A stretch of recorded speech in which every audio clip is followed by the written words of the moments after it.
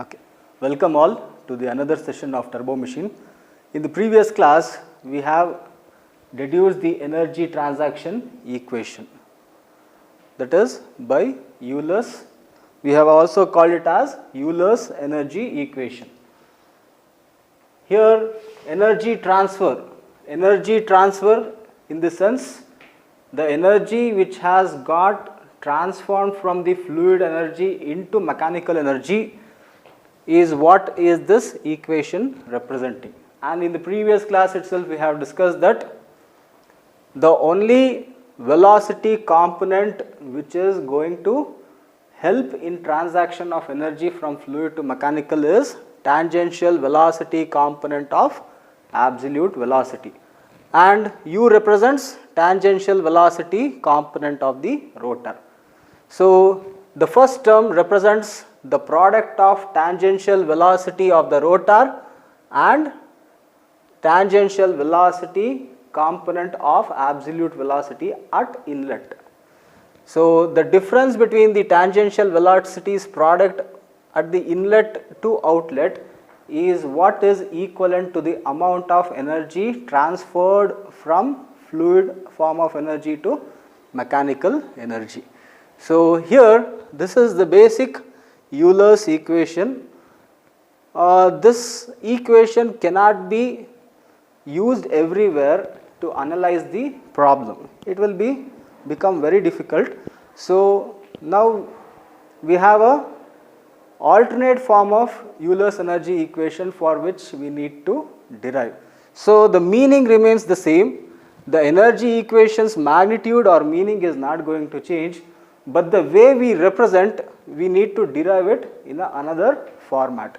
We get a clear understanding of energy equation in a more detailed manner, but it is equivalent to the meaning of what we have already defined. Another thing is, this energy equation is written for power producing machine. Suppose if I write the energy equation for power absorbing machine, then E is equal to U2 VU2 minus U1 VU1, and the unit is joule per kg. We are always representing in terms of per kg basis.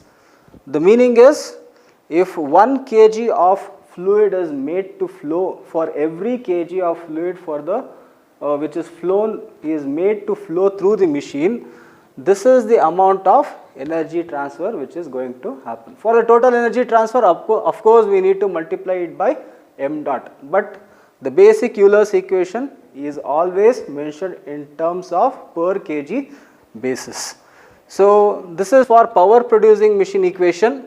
Here the inlet components, the product of the inlet component will be greater than the outlet, so this comes out to be positive. That means U1 VU1, the product of U1 VU1 will be of greater magnitude than in comparison with U2 VU2, so it yields out with positive value. Whereas in power absorbing machine, we have already understood the difference between the power producing and absorbing machine. In case of power absorbing machine, the mechanical energy is going to get transferred to fluid energy. So here U2 VU2 is going to be greater than compared to U1 VU1. This is indirectly representing the enhancement of fluid energy after passing through the machine. Whereas in power producing, the energy of the fluid which is going to come out of the machine would have got reduced because of the energy absorbed by the machine itself. Here the machine is giving the energy for the fluid to enhance its energy, so the exit values will be dominating than in comparison with the inlet ones. So this is all about the Euler's equation. We can also express this in terms of GH. So it is the amount of energy available as a potential energy per unit mass basis, and also we can equivalently say as change in enthalpy of the fluid, which is nothing but change in energy of the fluid between inlet and outlet. Okay. The same equation now we are going to derive it in the alternate form. Before going to the alternate form, we need to understand the basics or how to draw the velocity triangles step by step. So, now we will be starting to draw or understand the concept of velocity triangles, which will be the entire base foundation of the complete subject. Without understanding the velocity triangle, it is as good as not understanding the turbo machine itself. So, let us go step by step in a very slow and with lot of clarity. Okay, from the previous class, while deriving the Euler's equation, we had written the generalized 3-dimensional figure in which all the velocity components have been included. This picture is taken for the basis of explaining the generalized velocity component. Now, let us understand, we have already said this earlier, just to before starting of understanding the velocity triangle, let us go through it once again. The actual flow of fluid is V1 alone. That means the line which is represented as V1 is the only path of fluid flow. So, which is represented in orange. The actual flow of fluid is occurring in this V1 path line.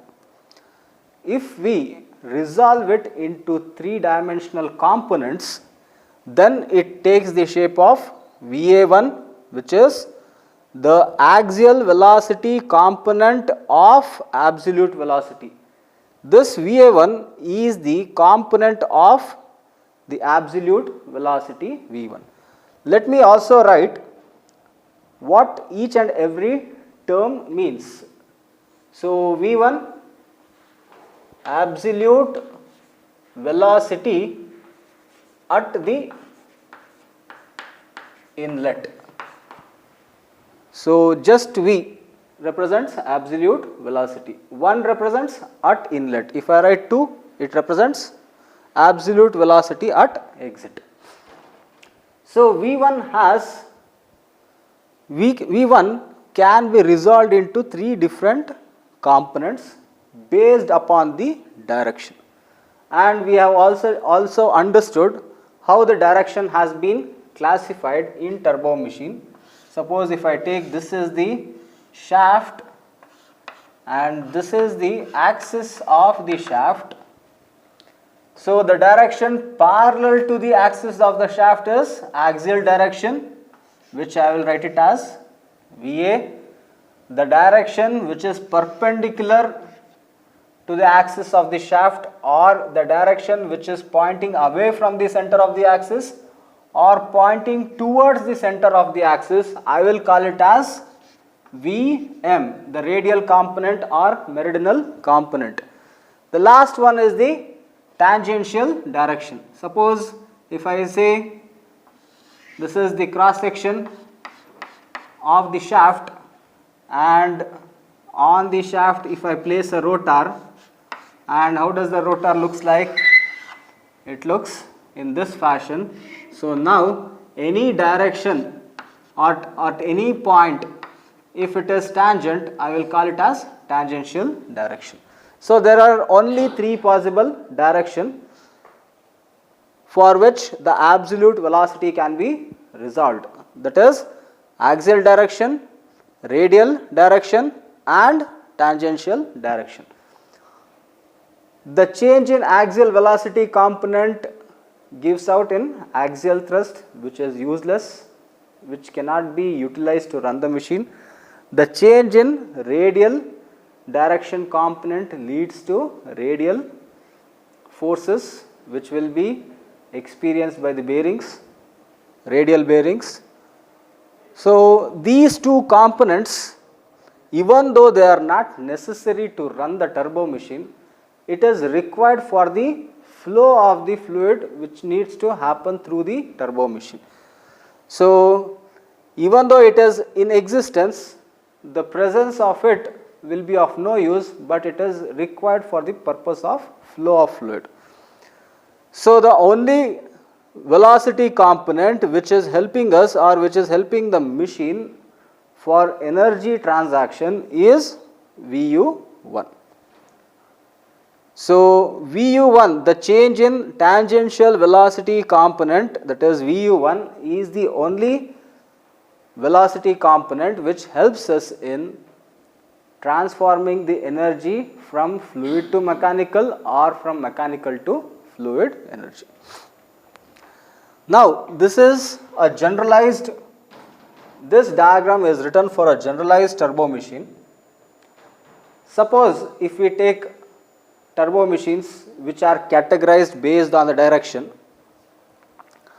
So, before that let me complete all the velocity components. V is the absolute velocity, VA1 is axial velocity component of absolute velocity. In the same way, VM1 is radial velocity component of absolute velocity.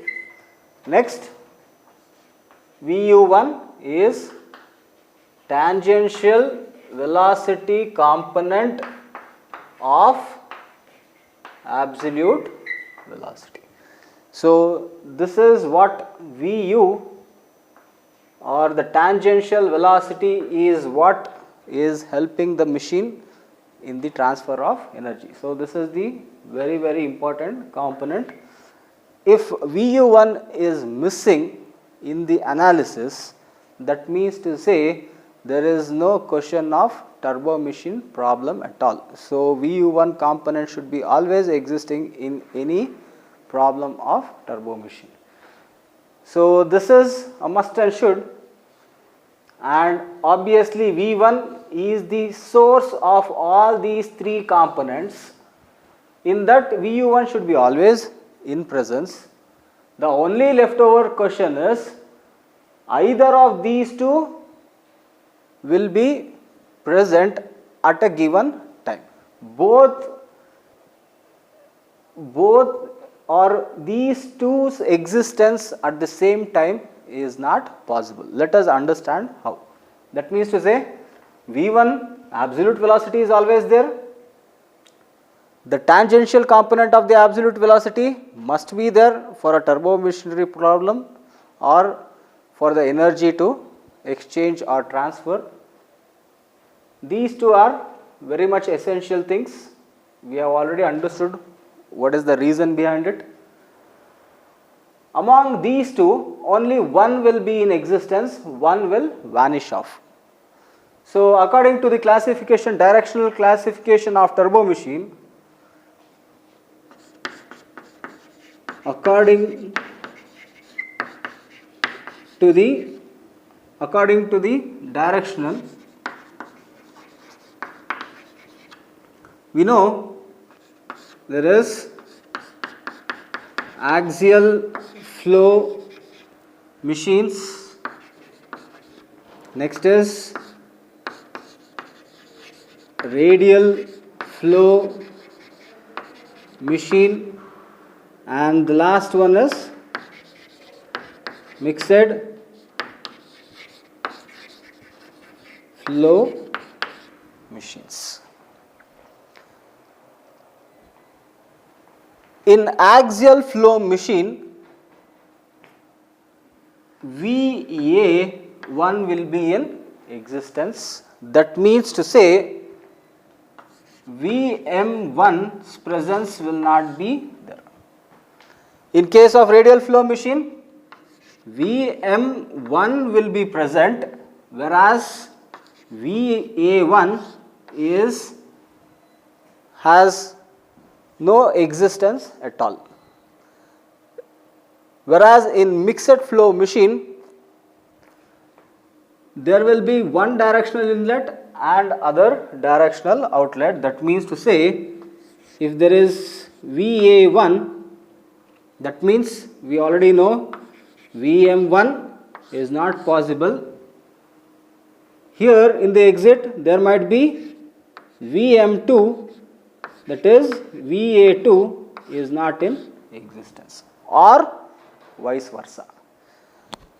Mixed flow machines, the name itself is saying that there is only two possibility, that is, while the fluid is entering into the machine, it might enter in the axial direction and leave in the radial direction, or the other case is, other possibility is, it might enter radially and exit axially. These are the two possibilities.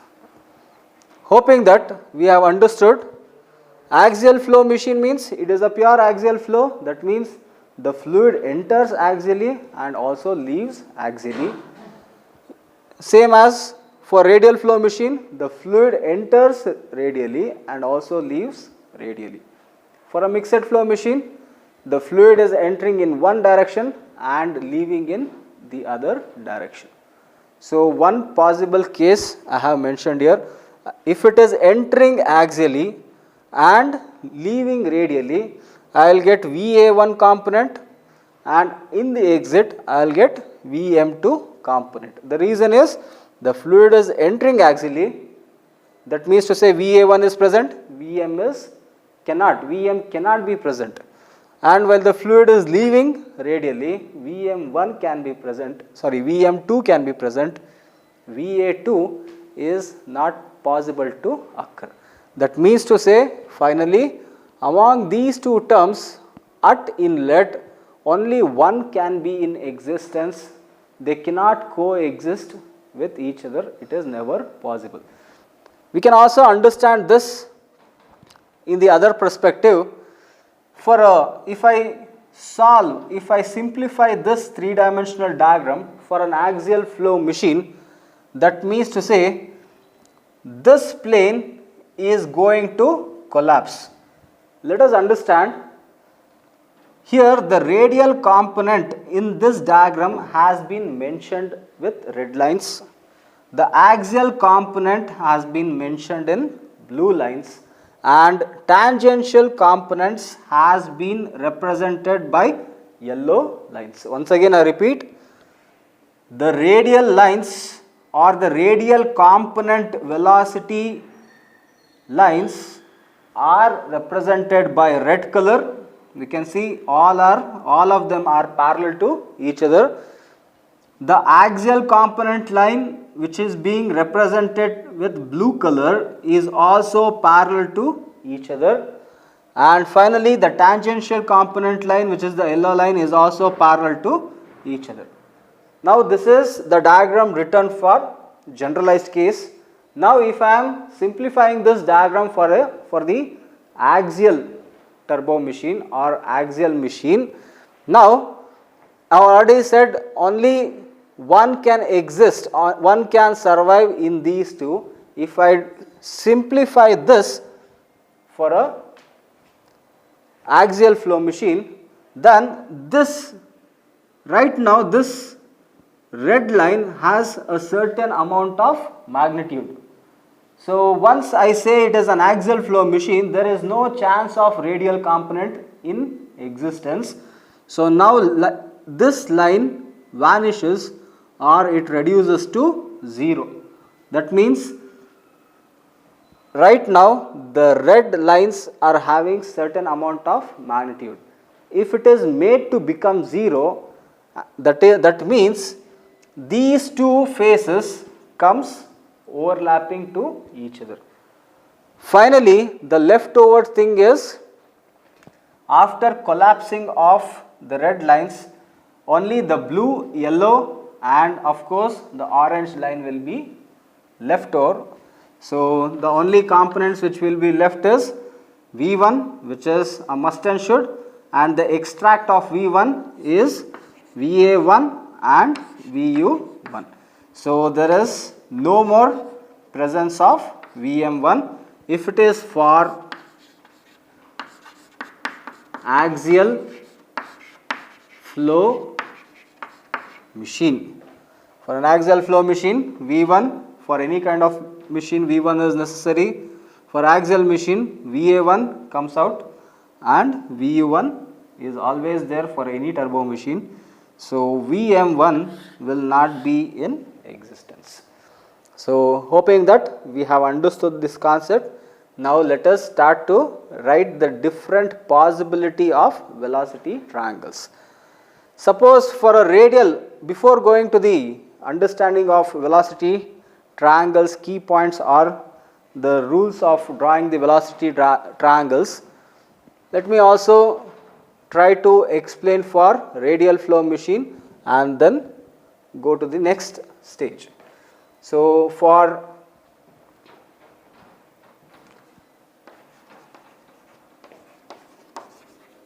radial flow machine, we know that V1 should be always there.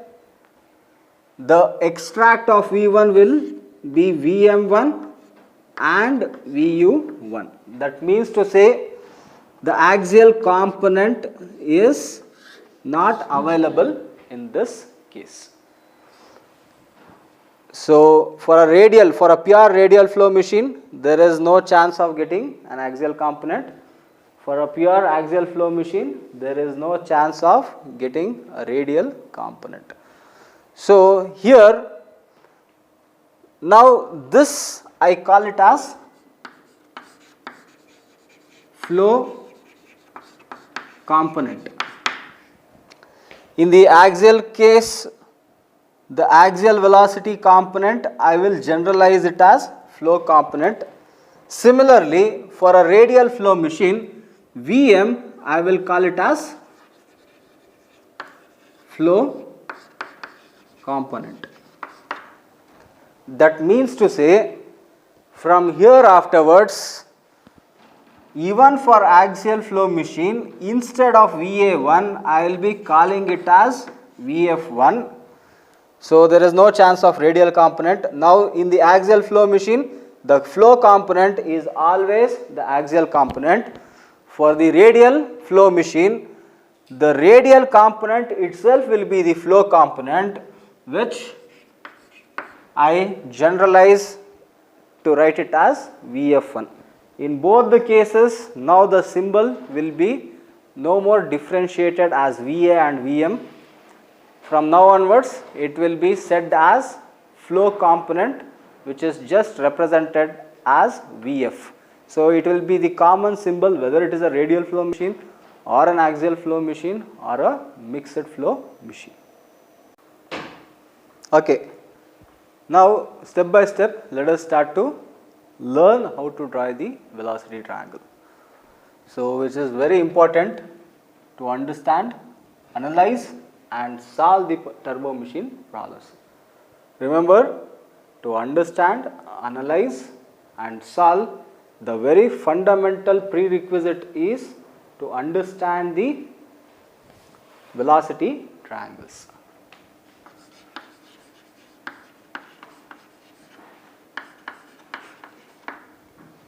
So let us first take a very simple example of velocity triangle and try to understand it. So always the horizontal line is taken as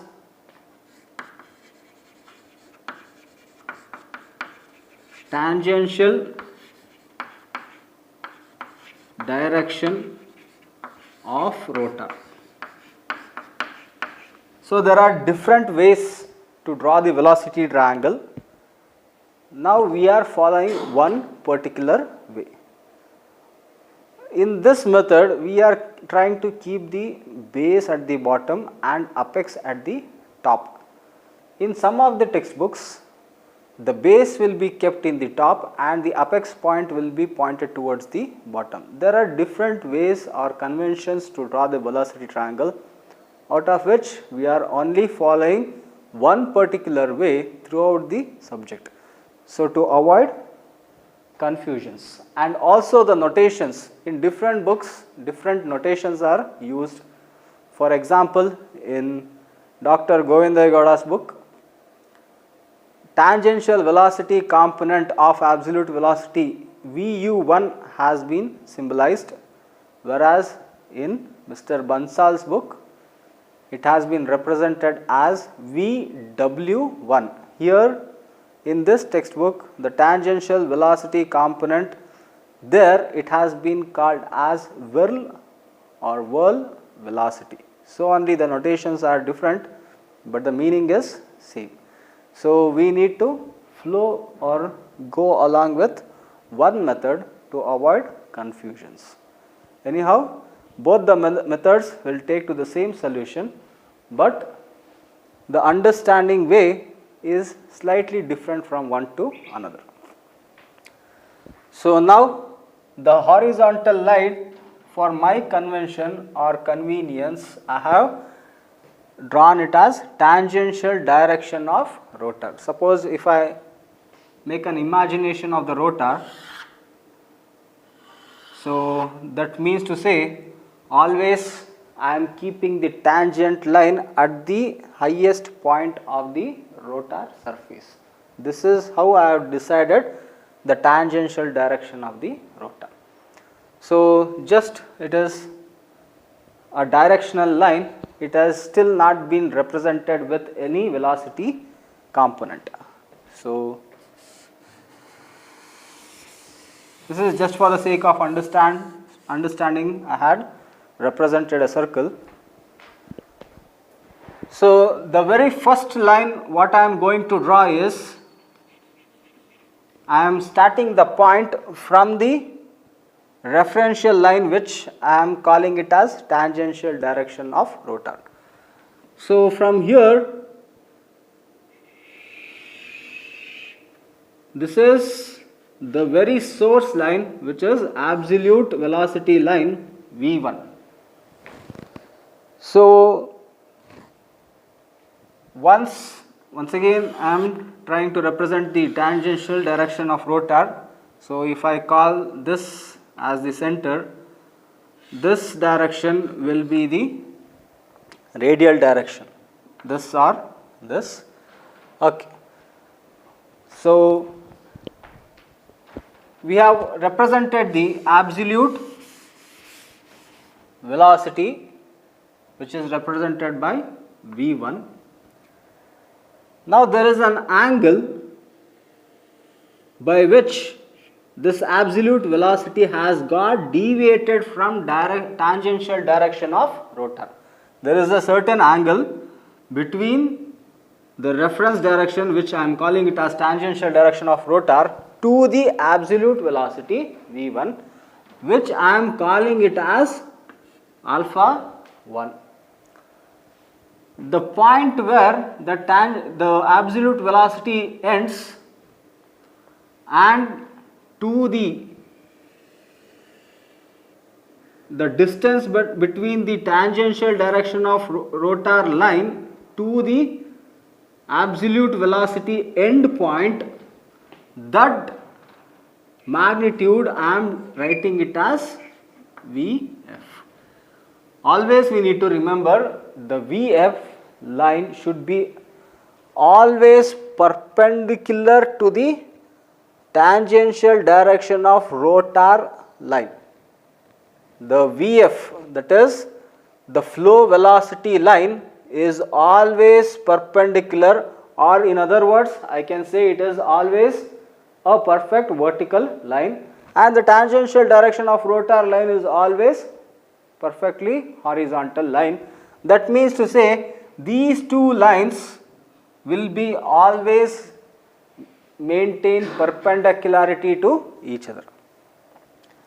So the next component, this is the absolute velocity. Now I have written one velocity component of absolute. I am going to draw the another velocity component of absolute.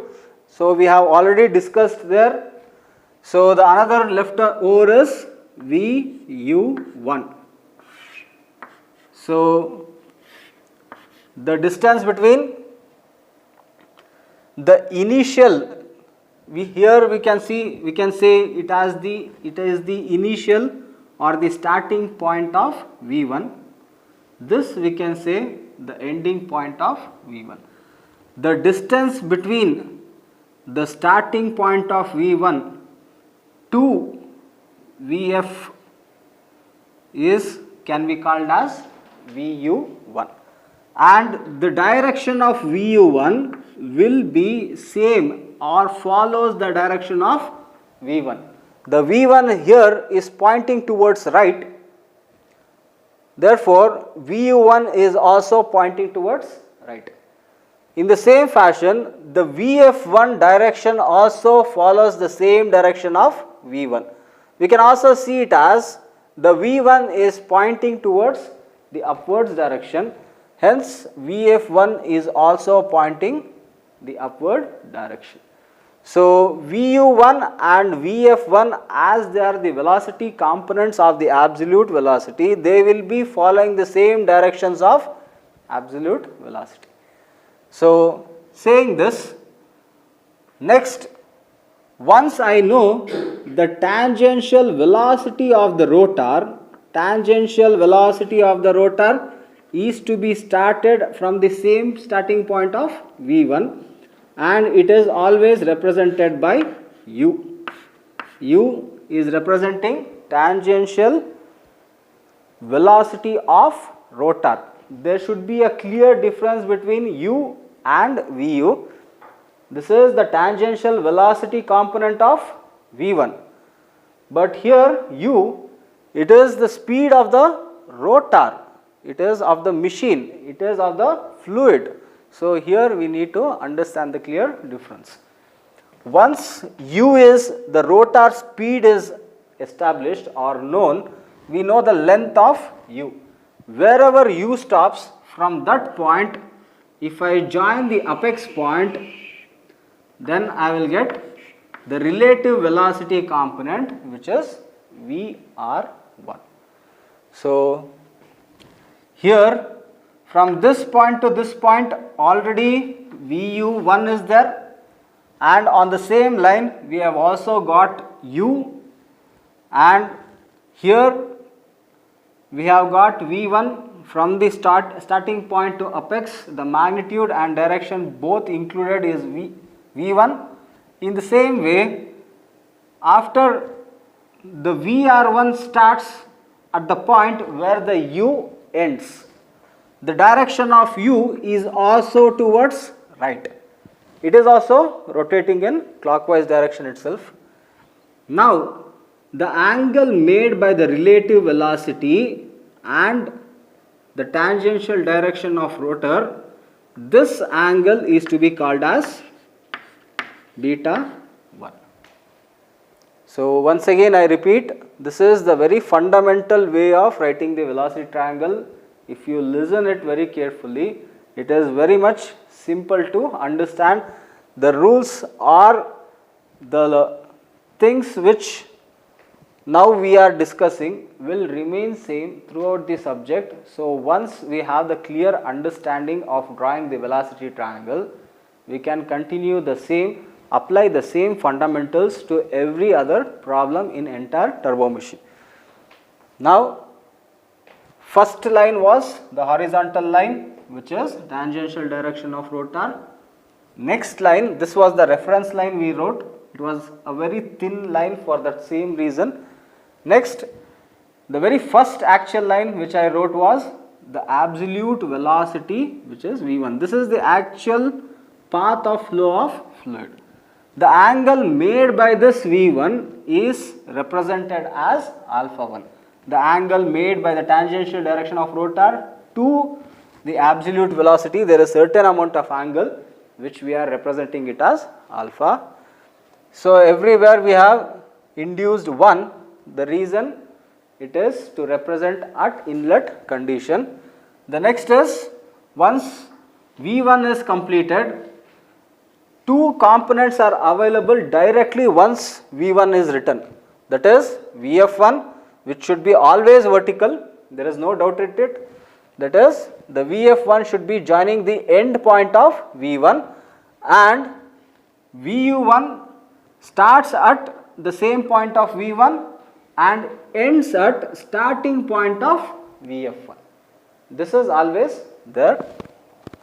Next is, once U is known, the end point of, after establishment of U, the end point of U is the starting, or the end point of U, and the apex will become the magnitude of relative velocity Vr, and the angle made by the relative velocity is represented as beta 1. So, let us write all the parameters and then look into it for a minute or two, so that we understand clearly. Absolute velocity at inlet. Next, the two components of V1, that is Vf1, flow velocity at inlet. Next, Vu1, tangential velocity component of absolute velocity, that is absolute velocity is V1. So, all the units are in meters per second, which is the SI unit of velocity. Next, U is tangential velocity of rotor. The unit remains once again same as meters per second. Then Vr1 is relative velocity component, meter per second. The relative velocity, relative means there should be two things. One is between the absolute velocity and the tangential velocity of the rotor is what which creates the relative velocity component. It is the relation, the relativity is between the absolute velocity and the tangential velocity is what is allowing it to emerge as relative velocity component. Next, alpha 1, angle made by absolute velocity. Next, beta 1, angle made by relative velocity with respect to the tangential direction of rotor.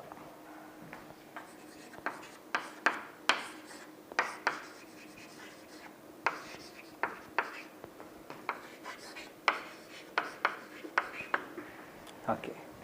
Just let us look at for a moment and then get clarified that all the components have we understood the meaning of it, and have we understood how to draw one by one after one another, and how to build the relation angles and how to represent the components. Here we have just represented a very simple inlet velocity triangle. So, we can establish different cases out of this.